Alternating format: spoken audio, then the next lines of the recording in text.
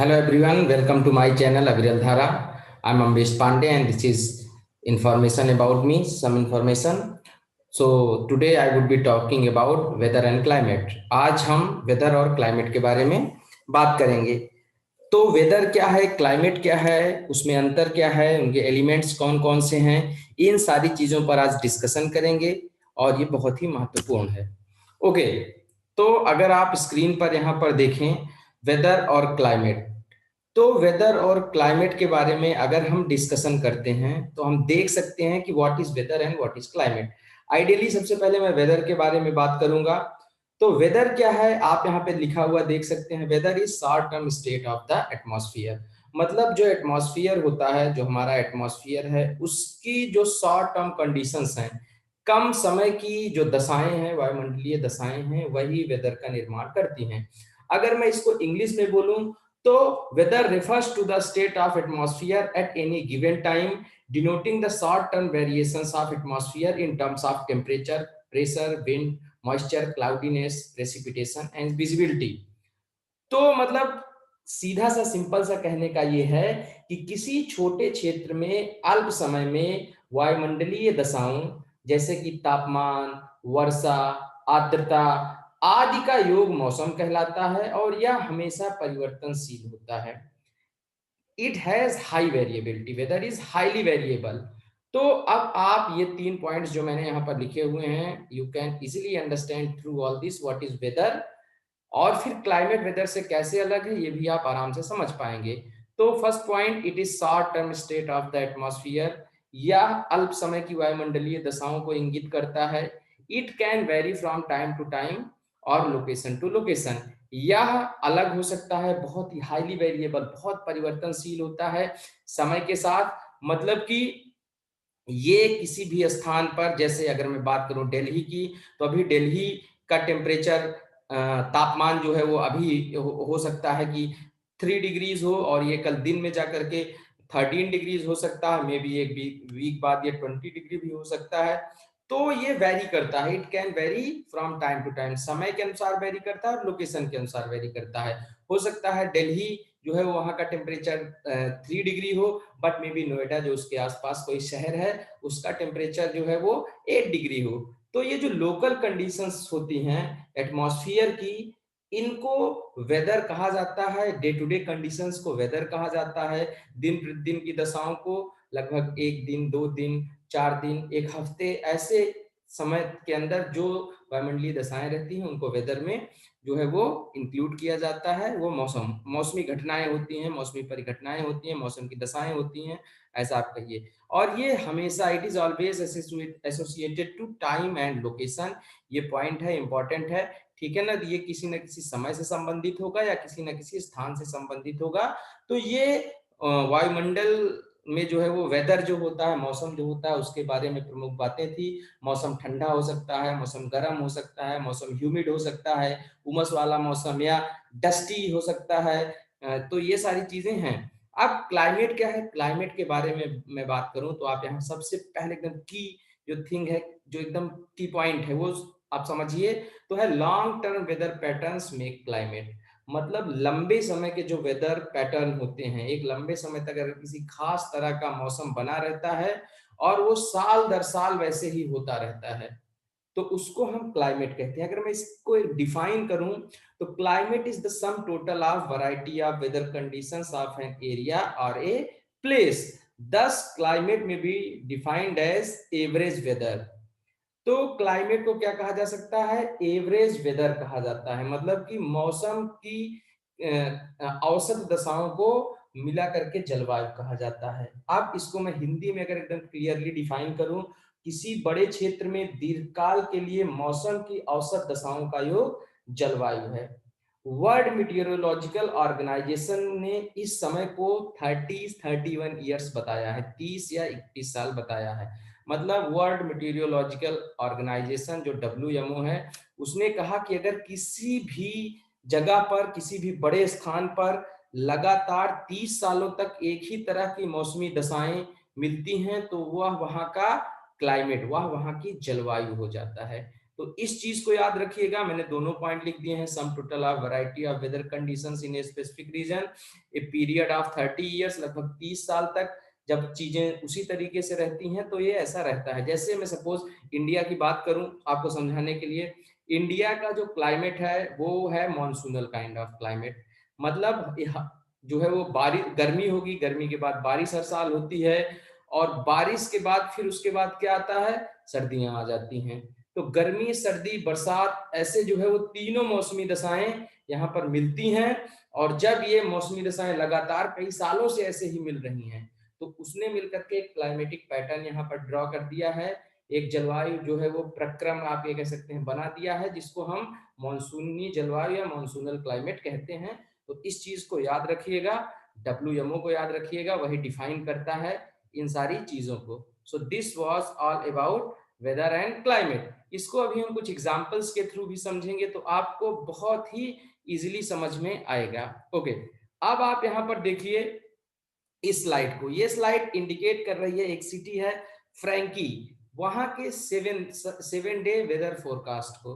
मतलब ये 7 दिन के वेदर को बता रही है। मैंने पहले ही कहा वेदर का मतलब डे टू डे कंडीशंस, जो 1 दिन, 2 दिन, 4 दिन, 5 दिन, 6 दिन, 7 दिन, एक वीक में भी एक मंथ, इतने दिन का जो टेम्परेचर का ऊपर जाना, नीचे जाना, ह्यूमिडिटी का घटना बढ़ना, या आप कह सकते हैं बारिश का होना ना होना, जो ये चीजें हैं यही मिलकर के वेदर का फॉर्मेशन करती हैं, मौसम का निर्माण करती हैं।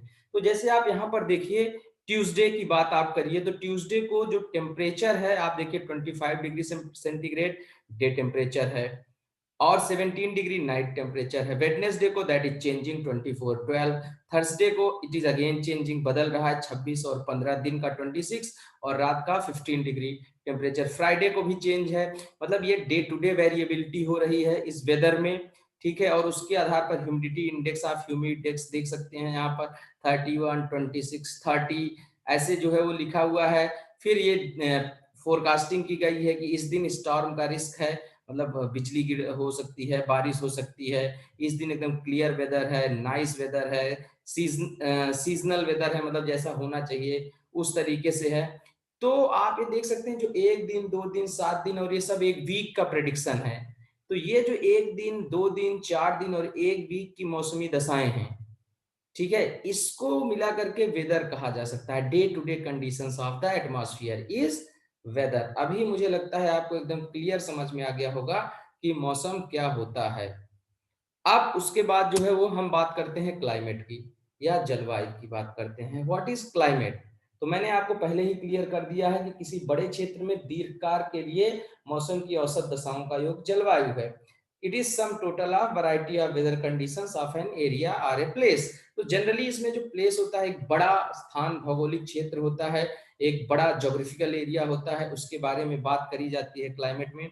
अब आप देख सकते हैं मैंने कुछ नाम लिखे हुए हैं जो क्लाइमेट्स हैं, अलग अलग पैटर्न जो हमको देखते हैं वेदर पैटर्न्स, उनको मिला करके जो क्लाइमेट बनता है, तो उसको मैंने कुछ बताए हैं, सारे यहाँ पे नहीं लिखे हुए हैं, मैंने एग्जाम्पल लिखा है, आप इसको समझिए कि मॉनसून जो है, मॉनसून क्लाइमेट इंडिया का क्लाइमेट, मेडिटेरेनियन क्लाइमेट जो आपका मेडिटेरेनियन सी आप देखेंगे, भूमध्य सागर जो देखेंगे, इटली जहां पर है ना, तो इटली के आसपास वाला जो क्षेत्र है वहां पर इस तरीके का क्लाइमेट है। वहां पे क्या होता है, सर्दियों में बारिश होती है, गर्मियों में बारिश नहीं होती है। Winter rainfall is the specific property of that reason.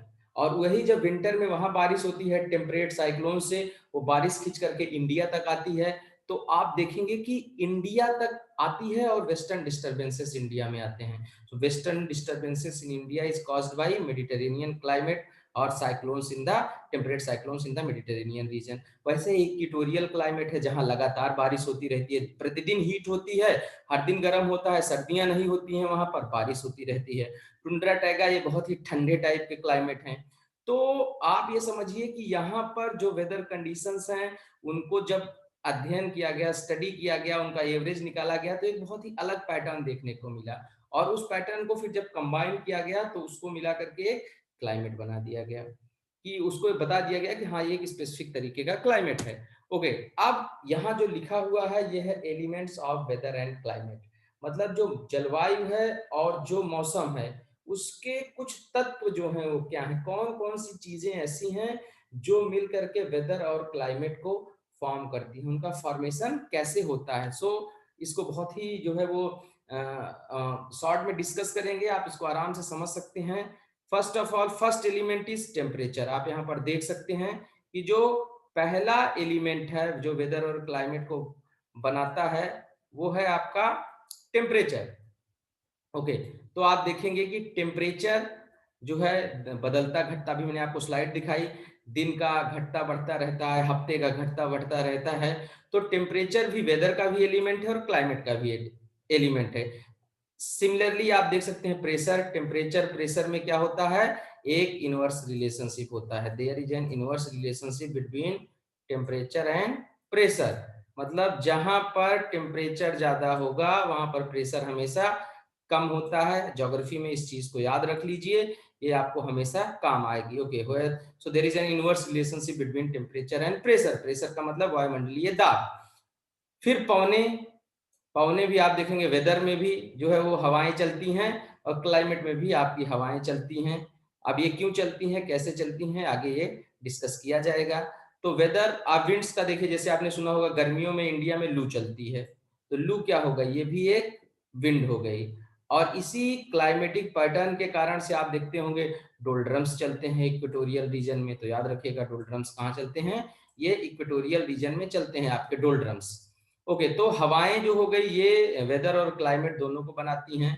फिर आपकी ह्यूमिडिटी एंड प्रेसिपिटेशन की बात की जाए, आर्द्रता और वर्षण की बात की जाए, तो ह्यूमिडिटी एंड प्रेसिपिटेशन ये भी एलिमेंट है। ह्यूमिडिटी के कारण से हमेशा जब अभी मैं आपको समझाऊंगा इसको कि क्या होता क्या है कि जैसे हमारे यहाँ ओशंस हैं जिनमें पानी भरा हुआ है। सपोज आप समझिए ये एक ओशन है और यहाँ पर क्या है, हमारा सन है, source of energy for the earth. यहाँ से हीट आती है, हीट आने के बाद क्या होता है, पानी गर्म हुआ, ठीक है ना। This solar insolation heats the water and after that it is evaporated. ये इवेपोरेट होकर के ऊपर जाता है। तो ये जो इवेपोरेटेड वाटर यहाँ पर होता है इसी को हम बोलते हैं ह्यूमिडिटी। जो यहाँ पर मॉइस्चर कंटेंट आता है एयर में वही होती है ह्यूमिडिटी। और इसी मॉइस्चर कंटेंट के कारण से बाद में क्या होता है, बारिश होती है, पानी नीचे आ जाता है और वाटर साइकिल मेंटेन होती है।